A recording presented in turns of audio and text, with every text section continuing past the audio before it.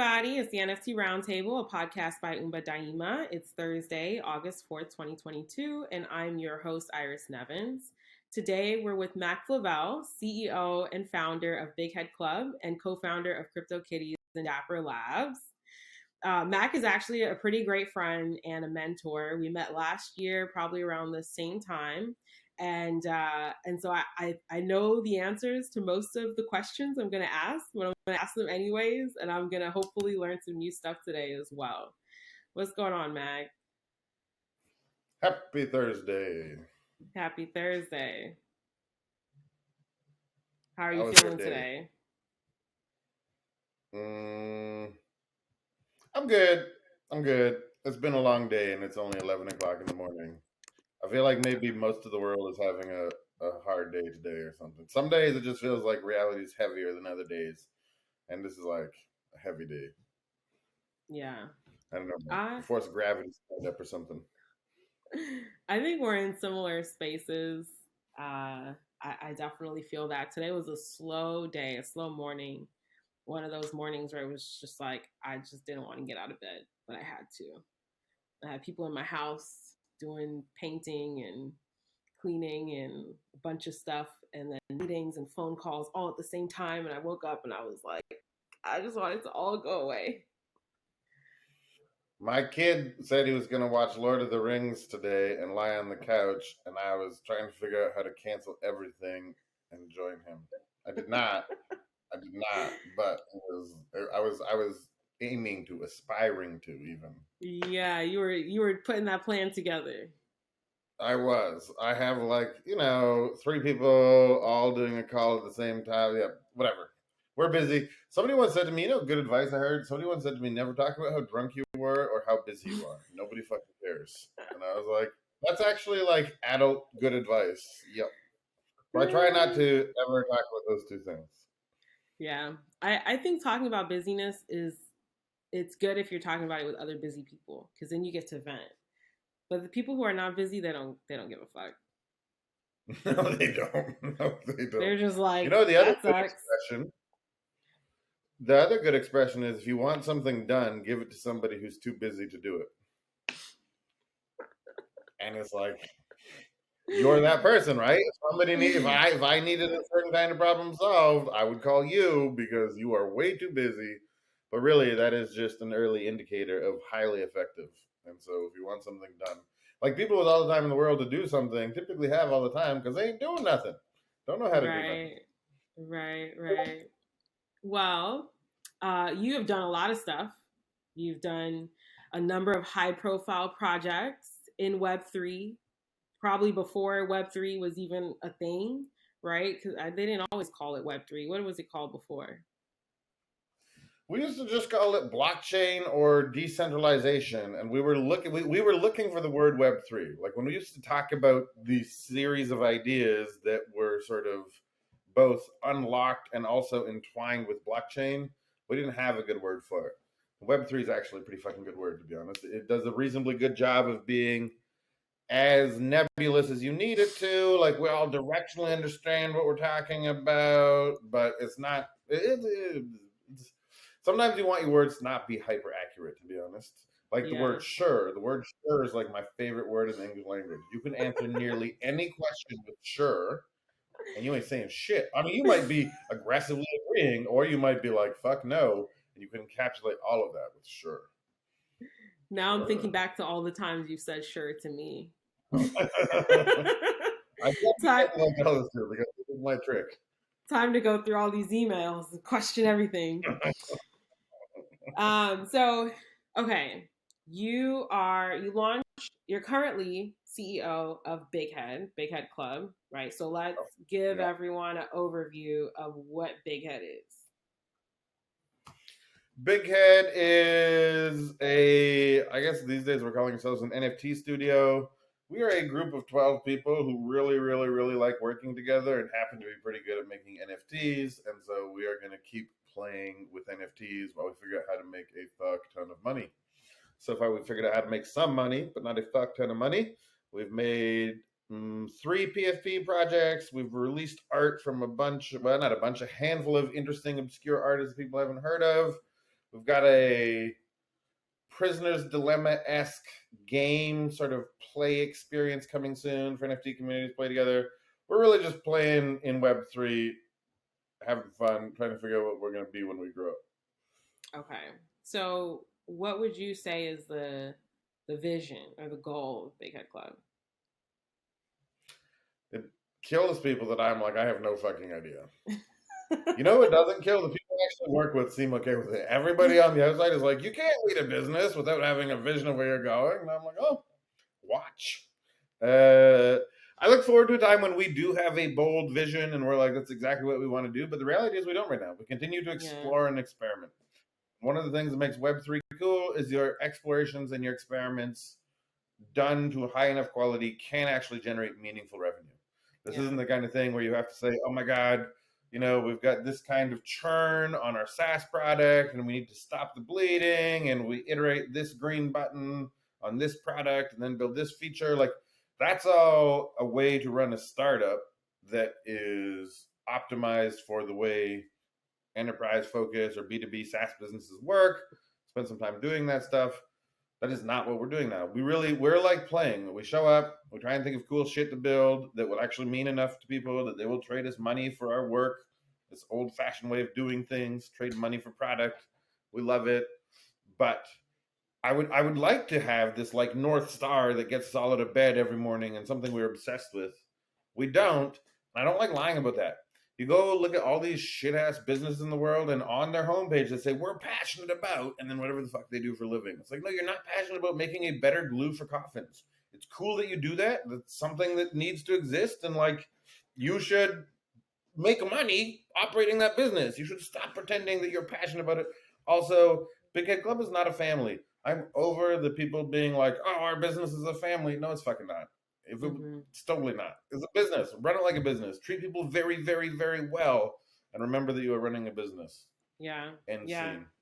I've definitely had to learn that lesson myself. It's a hard lesson, but you hire slow, fire fast. That's my new favorite. I've not mastered that. Favorite. Yeah, no, it should be on the list. It's one of those maxims that is absolutely true. Always there's asterisks and exceptions, but that shit is true. And to be absolutely clear, I have not figured it out. I'm 40 years old, multiple businesses, totally not. Yeah. I'm getting better at the fire fast part, but the hire slow part is hard, especially in this environment. Usually when you need to hire someone, it's because it's urgent. So I get it. Indeed. You do have, I remember, I don't know if the website has changed. I haven't looked at it in a while, but I remember it saying something about marvelous NFTs that stand the test of time. I've always remembered that phrase. There we go. Strange and marvelous NFTs. And it is kind of nebulous, right? But I like that. I feel like it provides some sort of direction. Are y'all still, do you still resonate with that? Yeah, it's still written in big letters on the website, and it is the closest thing we have to a guiding principle.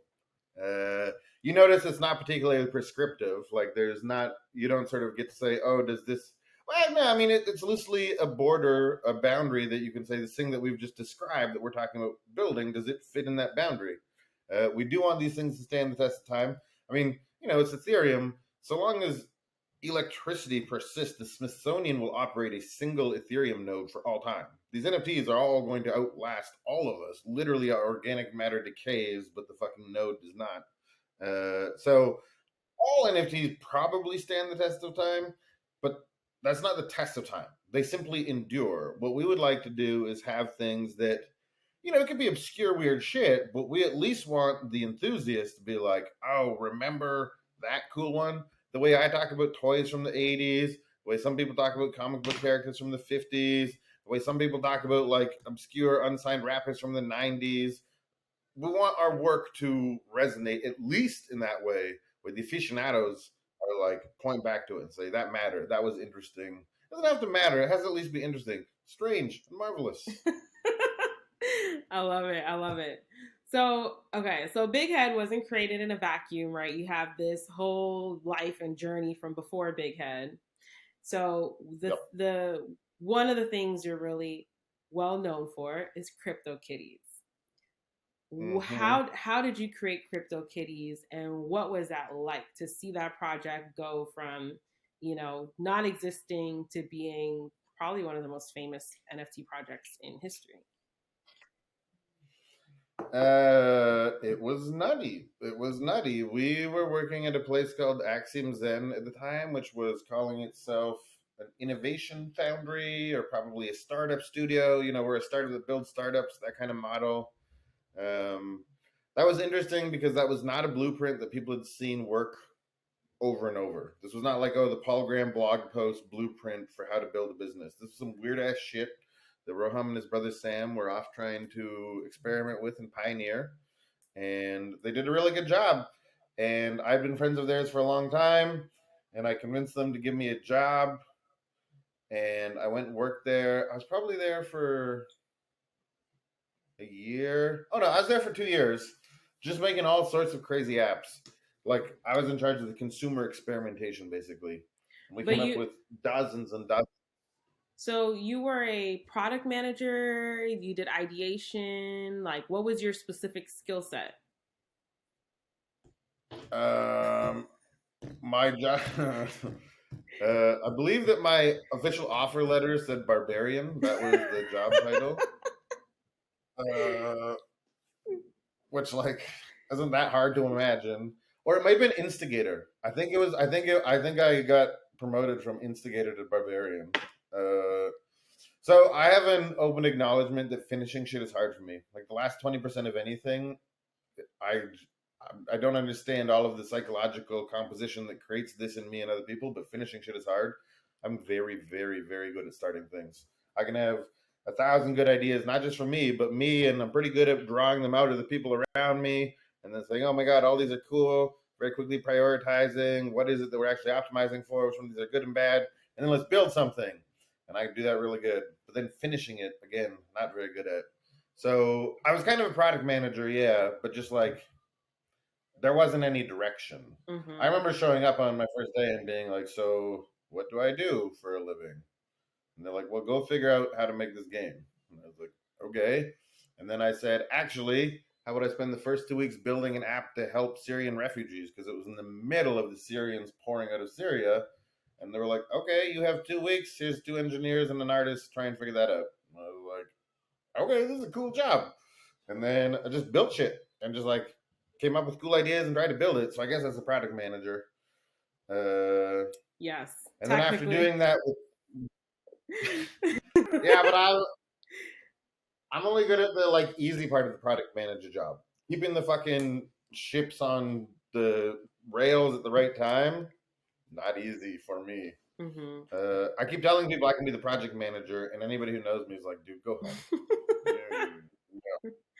So ideas, Uh, concepts, you know, taking a problem and trying to figure out how to solve it, like that's your area. But all the little like nuts and bolts and intricate details not so of good at that. managing all the people and stuff is where you kind of start I am to. an awful manager. I'm an awful manager of people. I'm awful manager of products. I'm like a shit manager. Mm-hmm. But known weakness. That's fine. We're not all cut out to be great managers. I'm one of those who is not. And like it's legit okay if you don't build an organization that needs to be carefully managed. I mean, I guess you could go hire good managers, or you can just hire adults who don't require much managing, which is the theme of Big Head. It's Uh, just really hard. yeah, yeah. Have y'all figured it out? Hiring managers that don't require much management, or hiring adults that don't require much management. Adults that don't require much management. Yeah, we have. We have. Not because we have a process or a system. We're just doing okay at that. I mean, to be honest, a lot of our core team came up from our community. There were people who just loved our stuff, and we saw them in Discord. We saw how they treated strangers. We saw how they treated friends. We saw what their values were, and then that's like an interest. Not interesting, good. That's a good way to hire people if you have that privilege of like having that community to hire out of, because, like I said, you see them, through a bunch of stuff. Yeah. Uh, And we're still doing a good job of it. But way back then, Axiom Zen, we made apps that failed for a couple of years, or I did. They were making some successful stuff, but nothing I touched worked out. And then it was the summer of 2017, and everybody wanted to do blockchain everything because people were starting to do these ICOs, and it was like, oh my God, you can make $100 million on a business that does not exist by writing a white paper. That was the meta of the time. You would write a white paper about your shitcoin, and then you would go do a fundraise by selling your token and promising people that like your token was going to be amazing and allow for incredible things and blah blah blah blah blah. And we saw all that and we copied the parts that made sense, like holy shit, we should figure this blockchain stuff. And we didn't copy the parts that don't make sense, like just making shit up. So when we released crypto, so I went into the woods. Ron was like, go make the blockchain fun. I was like, no, fuck you. Blockchain's stupid. That's just for anarchist, libertarian shitheads. And he was like, no, like, it's cute that you have an opinion, but shut the fuck up and do your job. So I did, and I went into the woods, and I came back, and I was like, listen, I always want to make a gardening game because unknown outcomes is amazing. So we should do that. And like unexpected results. Like in a gardening game, you plant seeds, you don't know what color it's going. That's what Cryptokitties was. It was a breeding game. You just didn't know what color the cat that came out the other side would be or what genes it would have. It was very fun. Also, cats. Like I said, I'd made dozens and dozens of apps in the 2 years before that. And one of my observations was that if you're making shit for muggles, for like normal people, just put cats on it. You shouldn't explain why you're using cats. You should explain why you don't use cats. And the last one was CryptoPunks. I saw Wonder Woman CryptoPunk, and it was $35. And I bought it, and I didn't tell anybody because I was embarrassed that I just spent $35 on a JPEG because that was a fucking dumb idea at the time. But I was like, whatever, I just want it. And I saw so cats plus gardening game plus Mac wants a CryptoPunk. I went back to work. I was like, let's make cats fuck on the blockchain.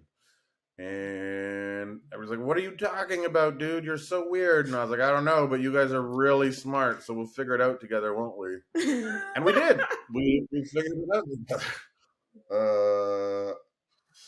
But that's exactly how that worked. And the thing that we did, though, was that we didn't create a coin. My first blog post about CryptoKitties was called Fuck Your ICO. And yeah, we didn't take any ETH from anybody for anything that they didn't buy. There was no pre-sale. There was nothing. It was just like, hey, look, we have NFTs for sale. Nobody had even used the word NFT yet that I know of. I think Dieter invented that word to describe the standard. And we just give us ETH, take the cat. Give us ETH, take the cat. That's a very old idea. That is commerce as we've known it for thousands of years in the world. But in the blockchain at the time, that was crazy because we weren't just doing a like, give us a big bag of money and we'll be back in 3 years with this coin that's going to somehow magically take over the world. So Cryptokitties was created after CryptoPunks, but what were there any other popular projects at that time? It was just CryptoPunks and that was it. I say there was none. And if you start arguing with like NFT historians, they will start listing other things that existed. So I guess, like, I don't deny that, but no, there was nothing else. Like, nothing that anybody had heard of or cared about. There was these weird things called CryptoPunks. And then what some people miss about CryptoKitties is the 721 standard of all NFTs we made for CryptoKitties. That was literally made just so the cats could fuck. Mm-hmm. And Dieter, the CTO over there, was like, was a very smart guy. He said, we can build this for ourselves, or we can build this as a standard and submit it to the Ethereum Foundation and try and get this new method of building on top of Ethereum normalized and used by other people. And we're like, okay. CryptoPunks didn't do that. CryptoPunks are not 721s. Mm-hmm. And in fact, weird little detail, CryptoKitties aren't 721s either, because there was like, we had to release before the 721 standard got accepted by the Ethereum Foundation. So there's like one function call in an official 721 that CryptoKitties doesn't actually have. But like OpenSea was built to sell CryptoKitties. And then there was a bunch of shit that came out right after us. But we were like 90% of the volume on OpenSea for, I'm making that number up. We were a significant part of all of the volume on OpenSea for months and months and months. when every other project was just, it was like CryptoPunks, Cryptokitties, and 1,000 shitty copies of Cryptokitties. Was the entire NFT ecosystem for a long time. So what do you think led to Cryptokitties like taking off like that? There was a bunch of things happening at once. One, it was technically very, very, very impressive.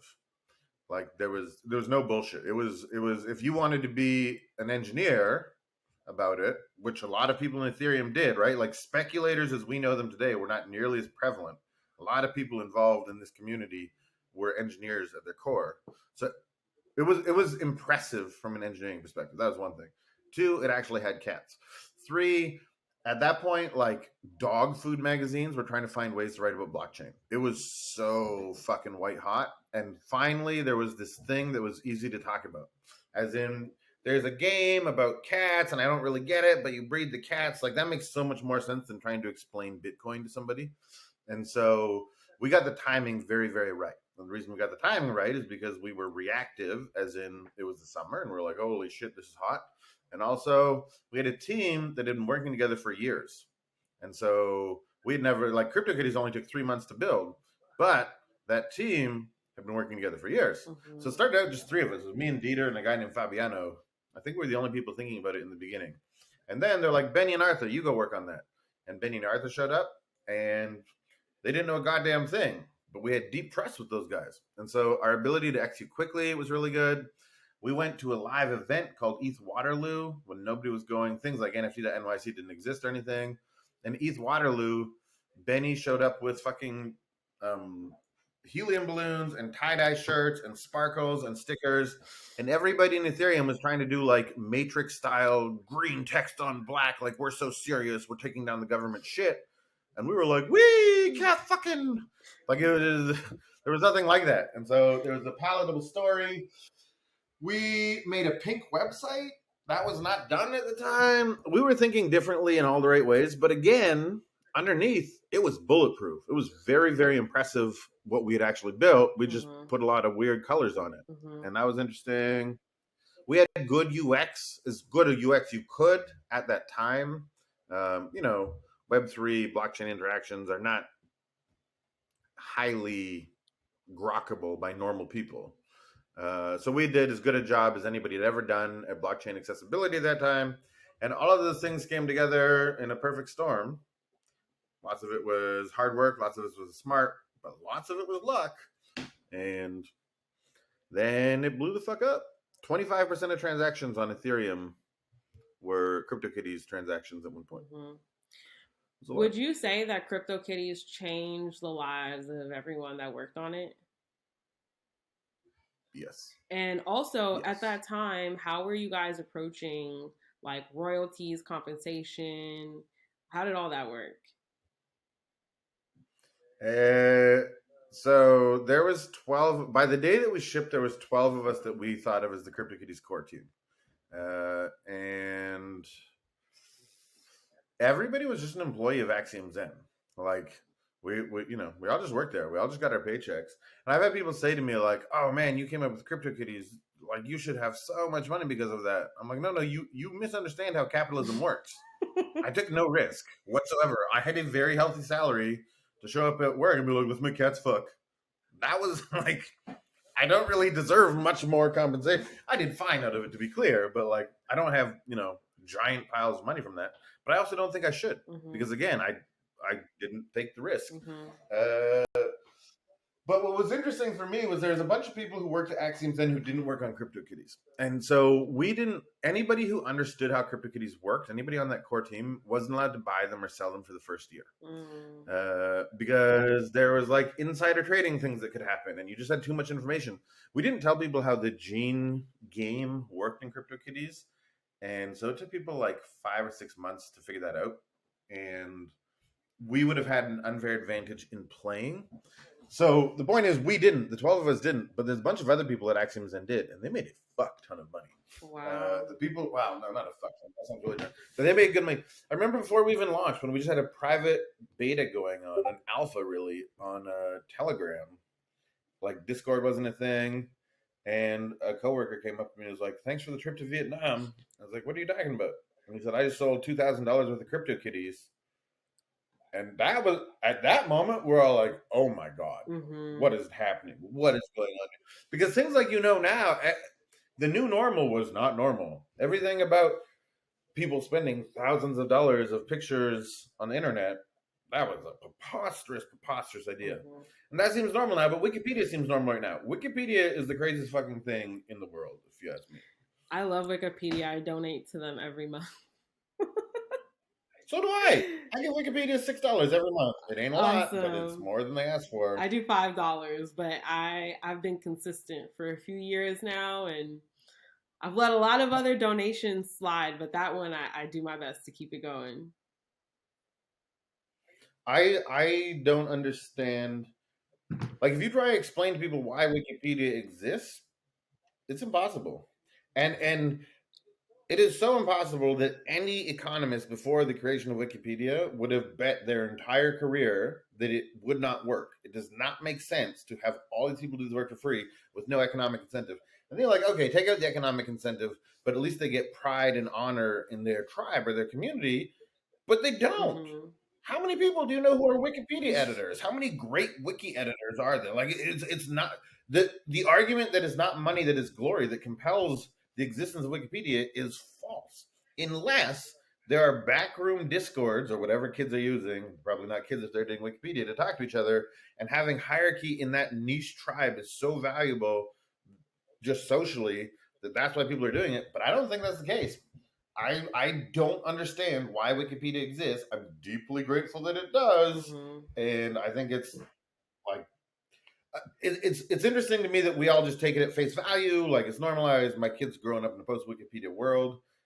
Wikipedia is like two suns rising in the morning. It doesn't make any fucking sense at all. But we all just take it at face value. Yeah. I love Wikipedia. I love Wikipedia too. I mean, I do think that we don't give enough. I think that we don't spend enough time thinking about the fact that people are intrinsically motivated to do things that they're passionate about. And money is like a completely separate factor. And so a lot of people do things for a mixture of like, they do some things for money and then some things because they enjoy it. And if people didn't have to worry about money, they would do everything just because they enjoy it. And I feel like creating and sharing and distributing knowledge is something that some people are just very, very, very passionate about. And that's why they that's why we have scientists and researchers and who don't get paid a lot of money to do this work, but it's like it's really important work. So the thing is, though, and I agree with all of that, but the thing that makes it interesting to me is that Wikipedia demands expertise.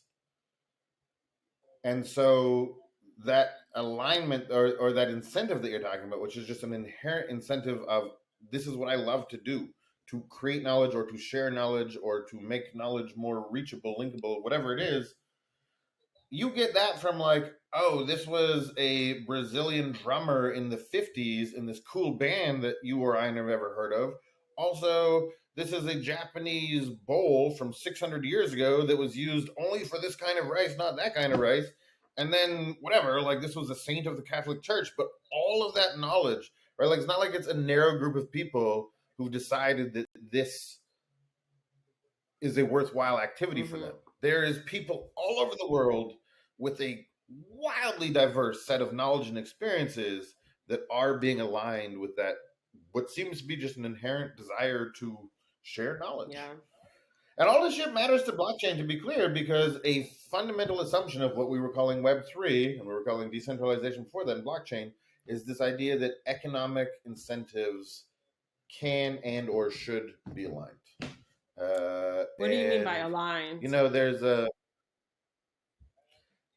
in theory, one of the big ideas with our Web3 things is that it makes it really easy for us all to be financially rewarded if we point in the same direction or agree on the same thing or move in the same direction.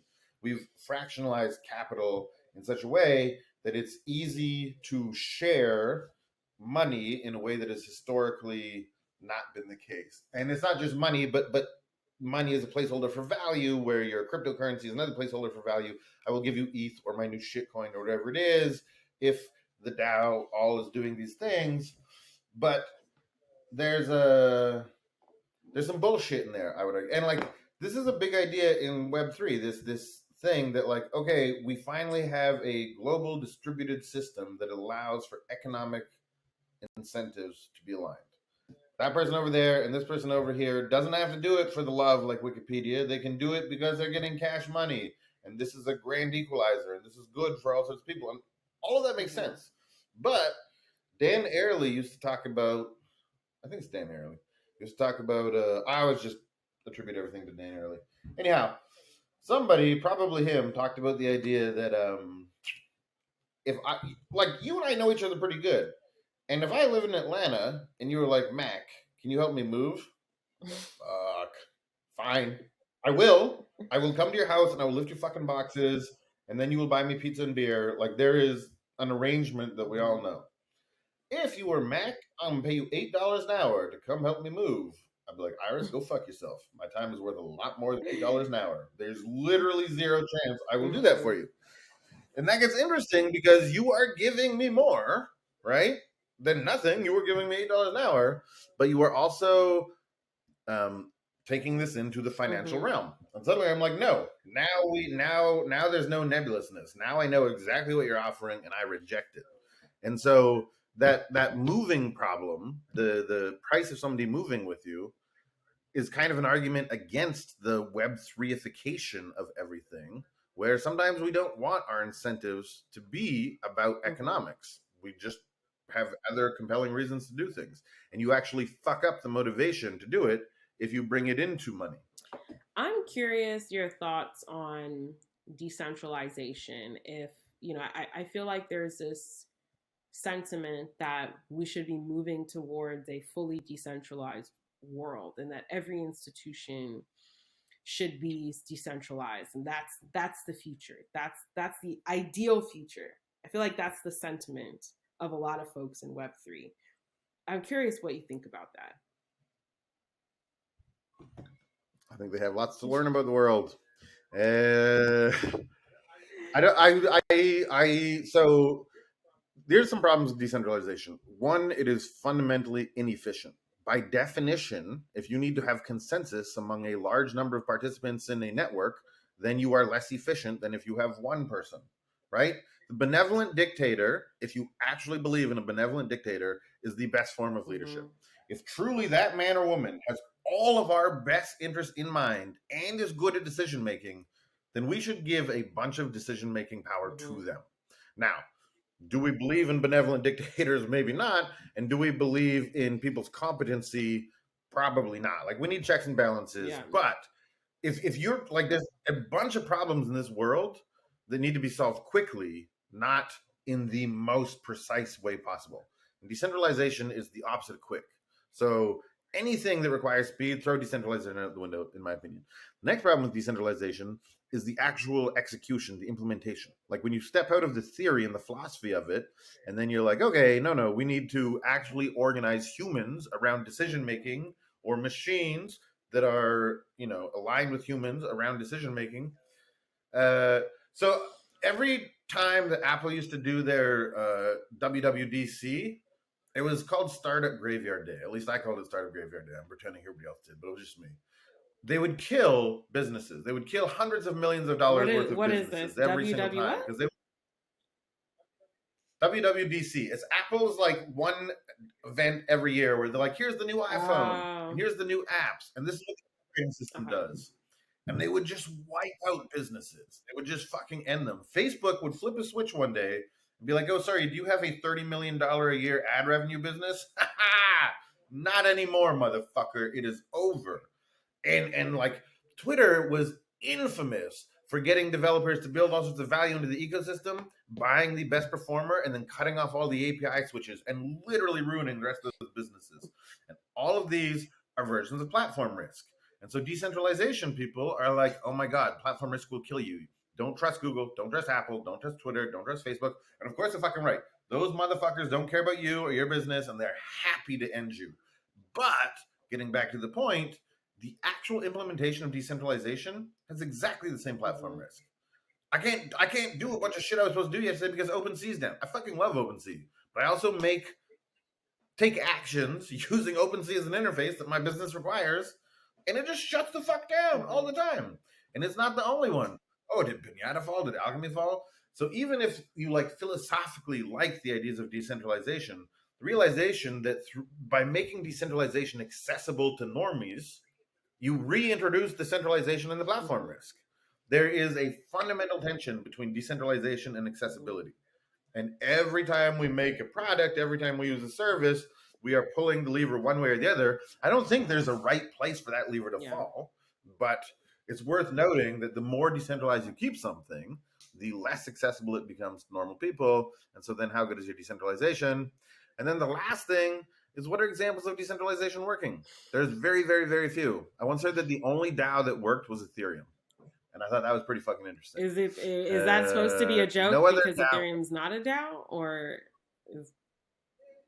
it loosely is? Like, nobody's in charge. Vitalik is kind of the religious figure at the top, but he doesn't have a switch to fire the other people who are part of the foundation.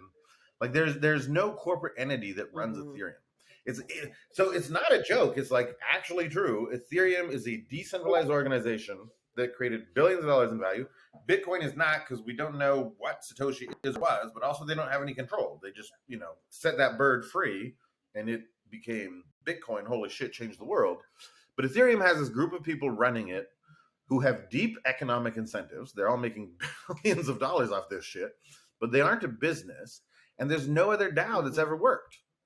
Arguably, like maybe the Constitution DAO almost worked because they almost bought the Constitution, but not really.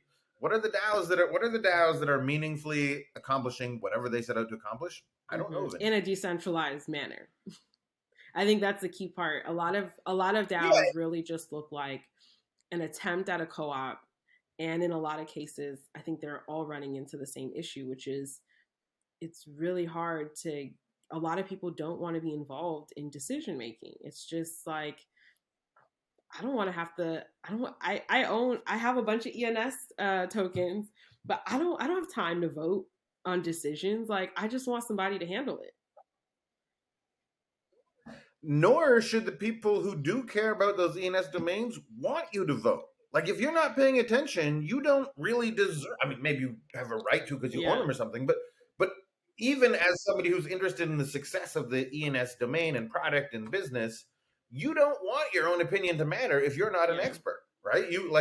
This is why we develop expertise, so that we're like, okay, no, you know more about this than I do.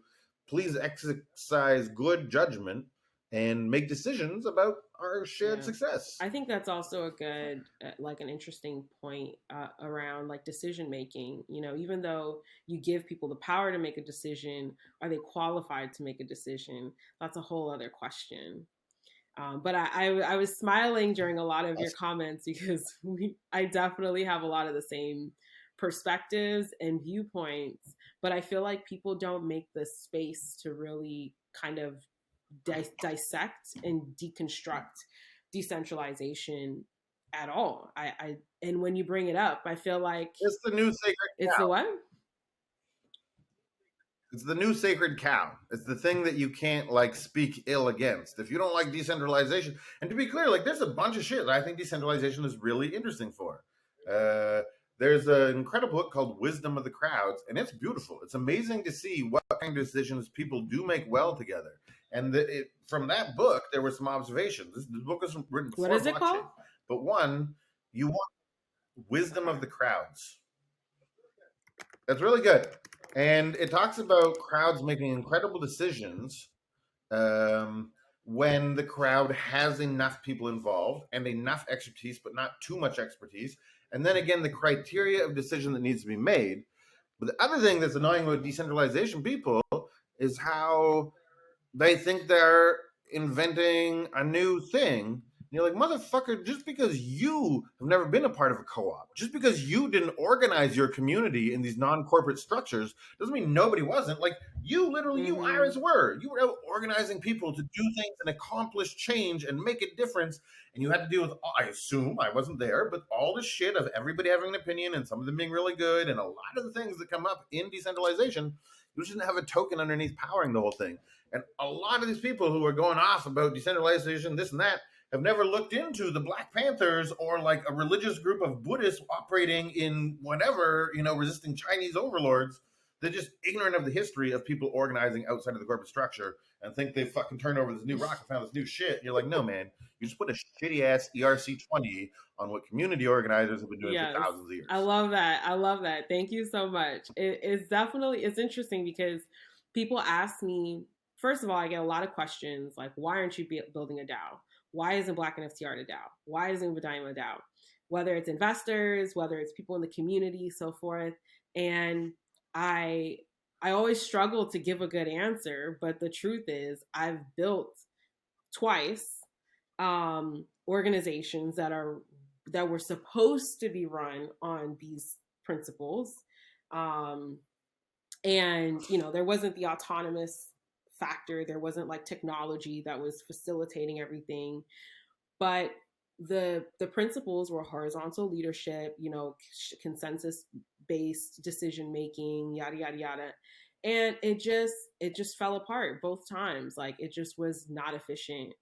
We couldn't move fast enough. And as someone that is an ambitious person and wants to accomplish a lot of things, to have to sit and wait on other people that are not as competent, not as effective, don't know what they're doing, to like make a decision, it was absolutely it was the most frustrating thing.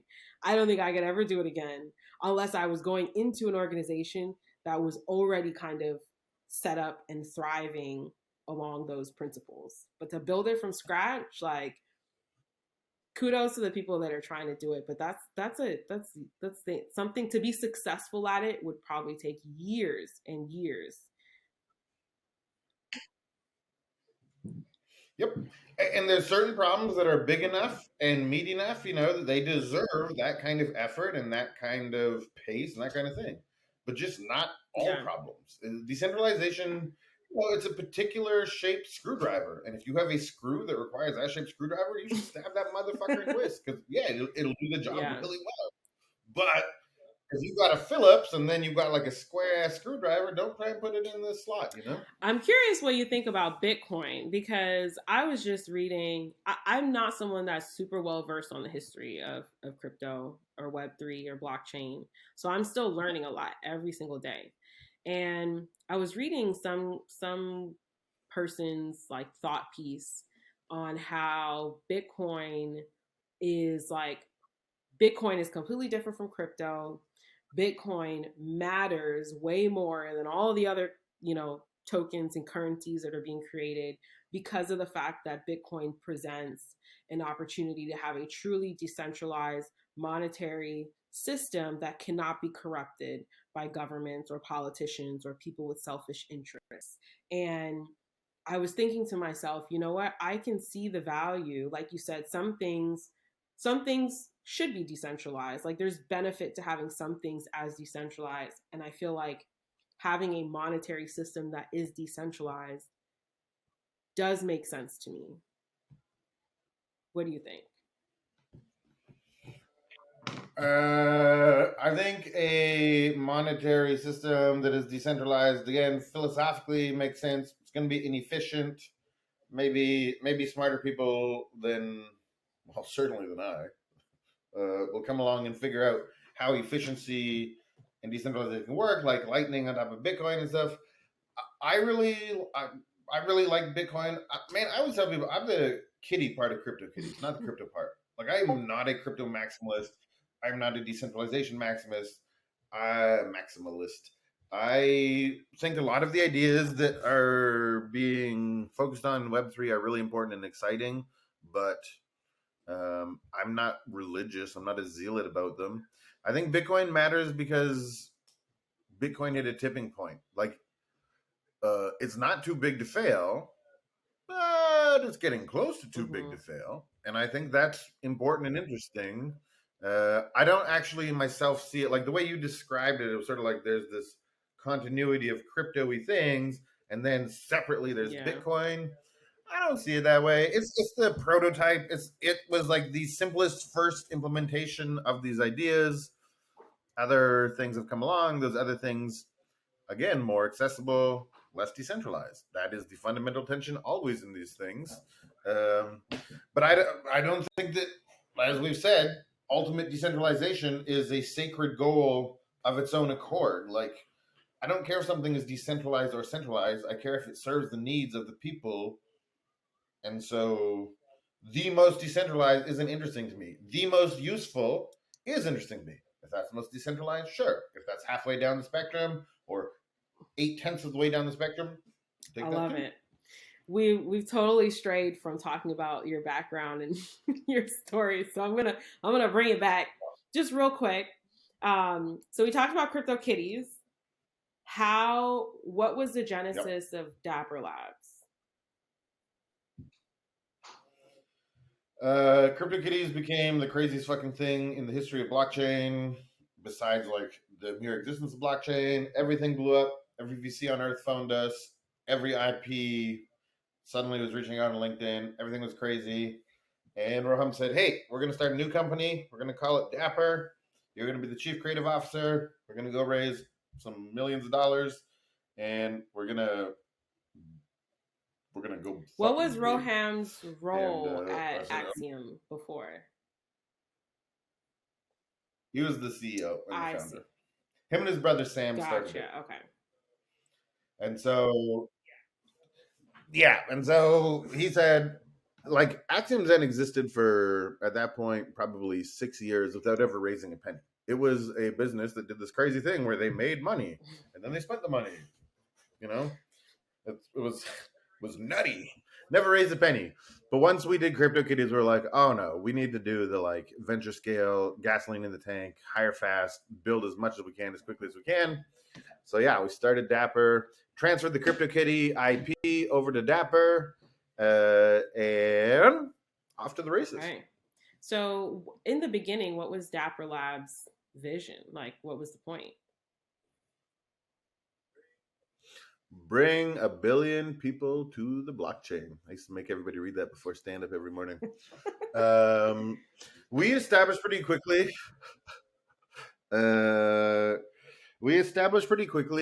with Cryptokitties that there had been 3 problems loosely in this, like, again, we didn't have the word Web3, but this blockchain thing. So Cryptokitties was wildly successful, but it was a local maxima. It was not like, oh, this in and of itself is going to be the biggest thing ever. This was a really big thing. What can we learn from it? And the conclusion was sort of 3 things. It was, 1, you need scalability, because we brought 10,000 people to Ethereum and it didn't work. Like the network fell over at that point. And so we were like, okay, if you're really trying to bring 1 billion people to blockchain, you need a scalable blockchain. That was observation 1. Observation 2 was accessibility was borked. Like trying to get people to do the Coinbase KYC stuff and then get the MetaMask and all those things have come a long fucking way since then, to be clear. Like it was very dial-up internet days, very, I'm getting error messages, I don't understand it all, and like there's a lot of red text on my screen, people losing all their money. So accessibility and scalability, but neither of those things would matter if you didn't have content people cared about. You had to give something people to care about. Cryptokitties had been an example of that. It was also weird fucking cats having sex. Like it wasn't mainstream. And so they're like, we need the world's best content. So go fucking get us basketball.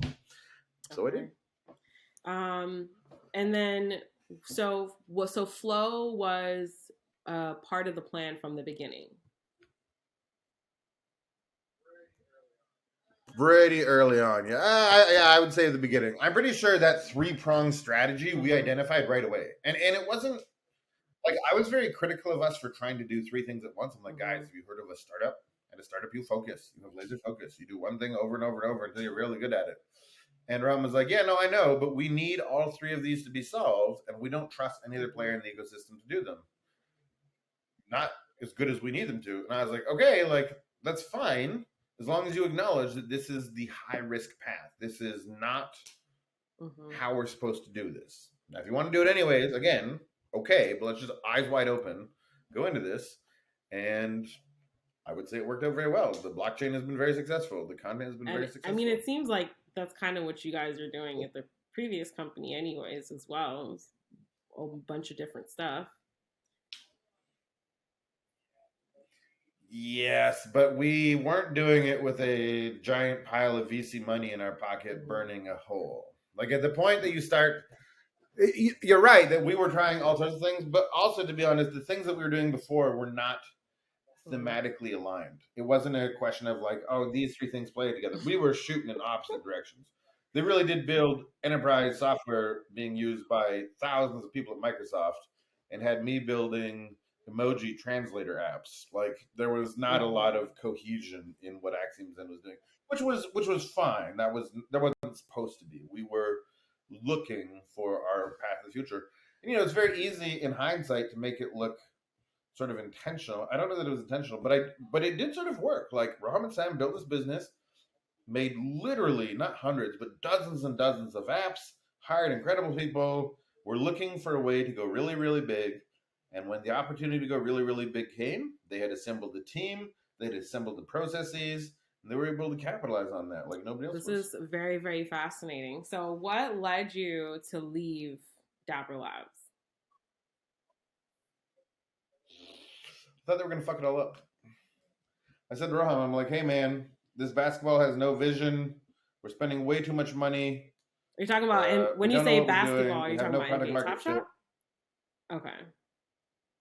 Yeah, Top Shot. And I was like, this is all fucked. And I was like, you should put me in charge of Top Shot. This project needs a real leader. And he looked at me and he laughed. And he was like, no, I'm not putting you in charge of Top Shot. So who was in charge of Top Shot? I was like, fine. And then I was like, you have to fire. People lost to the sands of time now. They who shall not be named. They weren't people that I believed in at all. And the problem was that I don't think anybody on the team believed in them either. So I thought we were fucking up Dapper. I did. We were spending a ton of money. We weren't spending it. Like, I'm good spending money when you're just pouring gasoline on the fire. But we didn't have a fire. Cryptokitties was not taking off. Cheese Lizards hadn't worked very well. Basketball was just a mess.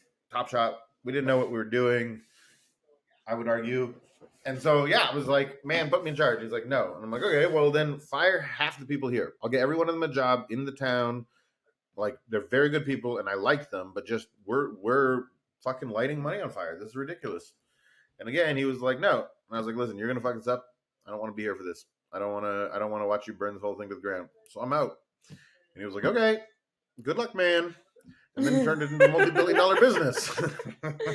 Are they profitable, though? Because I feel like, I don't know. I feel like some of these, I don't understand how some of these blockchains are making money, aside from NBA Top Shot. It's not clear to me how else they're making money. Yeah, so I mean, they can sell those tokens in theory, which aren't worth what they used to be. Like at this Apex, I think it's $28 per flow token, and that was ludicrous. It's so like a lot of people there were sitting on a lot of made up money for a while, which was very fun for them. And to be totally honest, I don't know the details of Dapper's finance. They're still friends. They invested in Big Head. Like Sam comes over to my house for lunch and shit. But I think they still make a fucking killing on Top Shot. From what I understand, the actual Top Shot revenue is very, very good. And they raised a giant bag of money. Somebody told me that they hadn't even touched that money, that they didn't need to. And there was just a war chest they were sitting on. I was like, man, whoever started that business is real smart. Well, there's so much to talk about, and we're almost hitting an hour. So I'm going to wind it down, and maybe we could do a part 2 another day. I would love to talk about stoner cats, but I don't think we have enough time to get into it. So I'm just going to do a few rapid fire questions. Okay. Proudest moment. Yeah. While working at Big Head or running Big Head.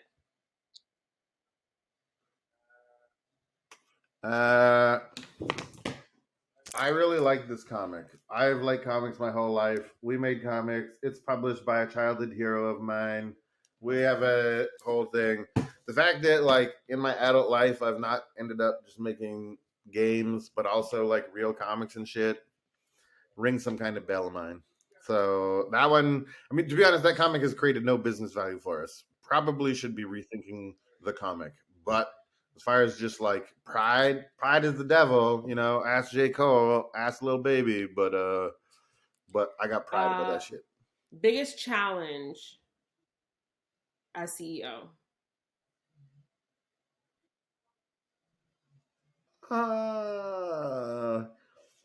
I need to make.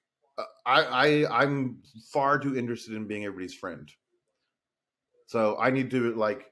For me, the biggest challenge is treating Big Head like it's sacred, and the realization of the last couple of months actually has been exactly that. That I need to treat this business like it's sacred, and if the business is sacred, it will be able to take care of all the people that work here. But I've been putting people as a priority over the business, and that sounds like a nice guy thing to do, and it is a nice guy way to ruin a fucking business. So I need to stop doing that. I need to treat the business like it's sacred. Business is sacred, and its holy light will be able to cast a glow upon all these people for a very long time. But that order of operations matters. Biggest challenge with stoner cats?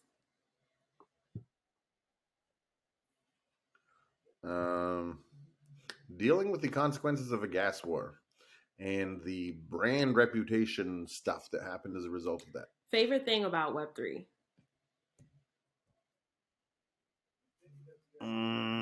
The thing that we are not doing nearly enough of, which is interoperability. The thing where I build on your thing and make it better, and then you build on my thing and make it better.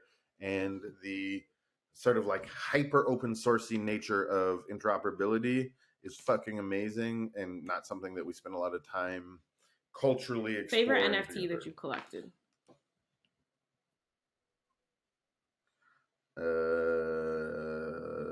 Probably my doodle. It looks like me.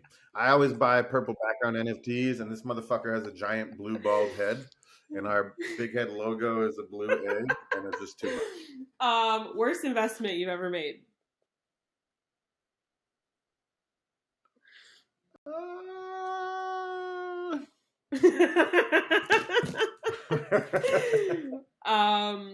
Okay. Let me see. A tip for people that are struggling to build a community. Oh my god. Don't. As in don't do it? Yeah. Just like yeah, I don't know about building communities. I think we probably are way too intentional about that. Like, we should probably just do things that we love, and if we do those loud enough, we will see like-minded people align around us. I'm just thinking about this out loud right now. Intentionally building communities is hard. We're going through it. We we got a Discord. There's people on our Discord. We fucking love them. There's not a lot of people on our Discord, or there is, but they don't talk, and we spend as much time as everybody else figuring out how to build a good community.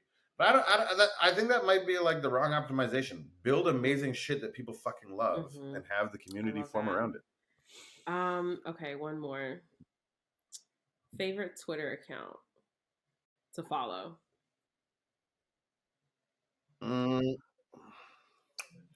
Probably, though I don't even follow right now. I did for years. History, World War II, and tweets. And it, like, over the 6 years of World War II, it tweets as if it's happening in real time. So it'll be like, oh my God, in London, this happened, in New Zealand. And it raised the hair on my neck. It's very strange reading a real-time recounting of World War II. And then after it does the 6 years, it just repeats. So you can join in anytime and follow along. And the other one that's kind of fucking nutty is Coinfessions. And then Radio Shack. Coinfessions and Radio Shack are very different. Like, oh, yeah, like the old store. I've seen those tweets, and I sent it to my team. I was like, how do we find someone that can run our social media the same way? Okay, one more. Favorite thing to do with your family? I like to trim the paths. I've cut paths through the swamp that I live in, and I like to walk through the paths, Okay. trimming them with them. Interesting. We're exactly at 60 minutes. Thank you so much for joining us, Big Head.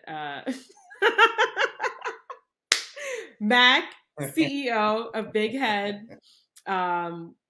You have a big blue head, so just like the logo. So everybody, make sure you go and watch a YouTube video so you can see Mack's big blue head. Yeah, it was great. Our conversations are always great. We always talk for way longer than we originally planned. So this seems to be the norm. But yeah, we'll bring you back for part 2. And we'll also add all of Mack and Big Head's links in the description for the episode so y'all can find Mack, join the community, check out the artwork. I have a stoner cat. I have an Oni Ronin. I'm a big fan. And I appreciate you very much, Mack. Thanks for joining us. Thank you for having me.